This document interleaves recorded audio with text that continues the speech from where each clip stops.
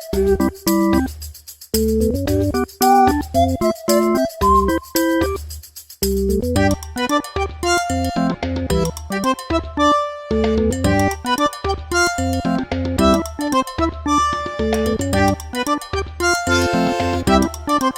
welcome back, Math 7. Today we are continuing our unit 1 or chapter 1, I like to say. The one that starts as coordinates and designs.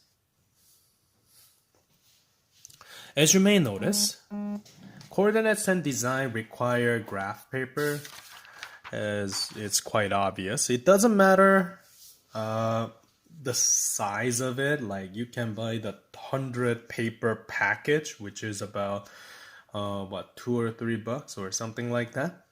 You can find it from, if I recall, Staples for sure, but Dollarama or any type of dollar store, they may have some too. Our lesson, in this case I like to say lesson 2, because lesson 1 was about going through the basic of Cartesian plane and quadrants. Today we are going to talk about one of those transformation skills known as translation. But I'm gonna put transformation type 1 translation. Ladies and gentlemen, translation, first of all, it's a first term that you learn, so I'm going to define what that is first.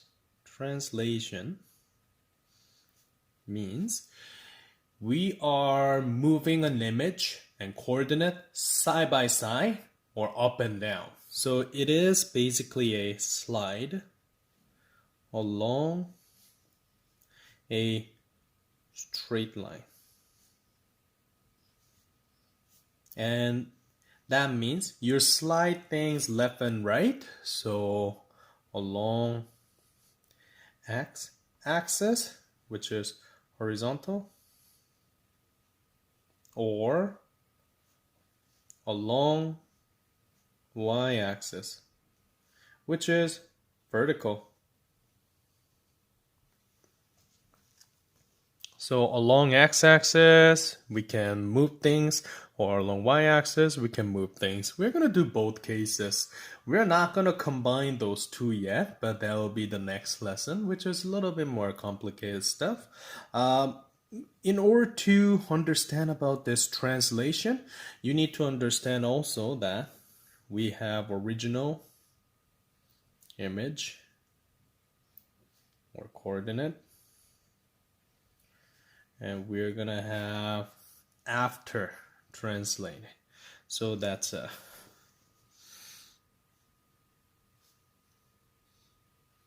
image or coordinate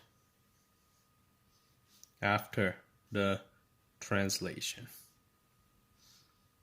We need to think about those two. And we're gonna start some easy one, like probably triangle, those kind of things first. But without further ado, let's do some classic example. Imagine we have image that is coming out as original, why not, triangle. From now on, when I refer triangle, I'm gonna literally put the triangle shape, and mathematically people do that too. E, D, F. We have a triangle that has a coordinate E and D and F. E's coordinate is -4 and -1. D's coordinate is -4 and -3. F coordinate is -1, -2. Using this, we are going to perform some kind of translation. Let's say translate the figure 5 units right, something like that. Obviously, the emphasis that I'm gonna make from now on is this condition, 5 unit right. That's already giving me the clue how much is sliding. So Here's what we need to do. Step number 1, always draw original. In order to do that, we need to make big enough a graph that go enough distance of x and y. There you go. The first one was -4 and -1, so that means 4 to the left, 1 to the down. That's my E. 4 to the left, 1, 2, 3 to the down. That's my coordinate D. -1, -2. That's my coordinate F. It is good idea to have a ruler too, but right now I do not necessarily have a ruler, so I'm just gonna rely on any straight object. There you go. This is my original figure, ladies and gentlemen. The triangle that you see over here. Now, let's look at our condition. We are sliding 5 units right. That means we're going to do a little bit of bunny hop. Our E over here, we're doing 1, 2, 3, 4, 5 to the right. And we're going to put that coordinate, and we're going to call it E apostrophe, E dash, something like that. Do the same transformation or translation in this case. 1, 2, 3, 4, 5 to the right for D, which I'm going to call D prime. 1, 2, 3, 4, 5. F prime. And use your ruler. If you don't have it, it's not the big deal.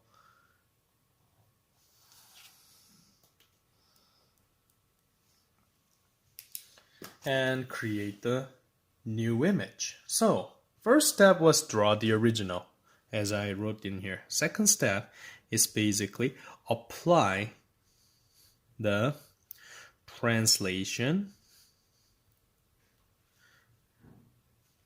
How can I apply the translation? That should be good enough. So how much it move?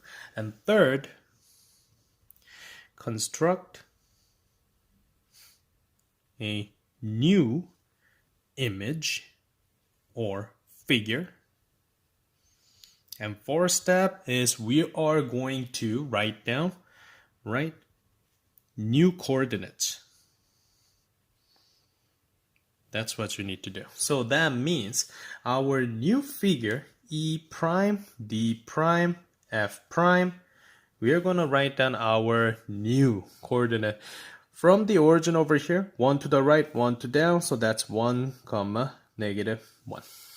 D is 1 to the right, 1, 2, 3 to the bottom, so 1, -3. F is 1, 2, 3, 4 to the right, 2 to the down. So there you go. As you may notice, E dash, D dash, F dash have completely different type of coordinates now, just because we move from -4 and -1, 5 unit right, so it become 1. -4 turning into 1, -1 turning into 4. So yes, it is added by 4, but you don't need to perform the calculation of that. Now know the fact that also original image belong to original figure belongs to the quadrant 3. As you may notice, everything negative and negative, it used to be in this quadrant 3 over here. But we are now applied some kind of translation process, and because of that, the new image, and I'm going to put that over here, new image, new figure, belongs to the quadrant 4 now. because you now have positive for the x and negative for the y. Like, as you can see, positive, negative, positive, negative, positive, negative. This is a new figure, ladies and gentlemen. So this is how you apply, how can I say, translation into a practice. These 4 steps is what you need to know. And new coordinates, I forgot, and quadrant if it's necessary. Sometimes it doesn't change the quadrant. And I'm going to, let's see. I don't know whether you're going to see this or not, but imagine if this image is going down, then sometime quadrant 3, stay as quadrant 3, something like that. Let's do other example.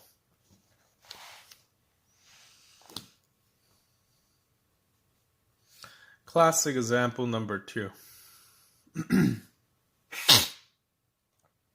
Let's talk about transformation that involve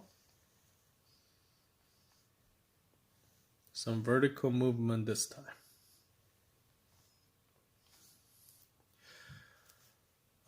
This time, let's say you have, why not, another triangle that has S, L, I. And when it comes to its coordinate, S, L, I, bracket open, -1, -2, -1, -3, -2, -4. Something like that. That means, first step, actually, let's put some condition. Translate the figure,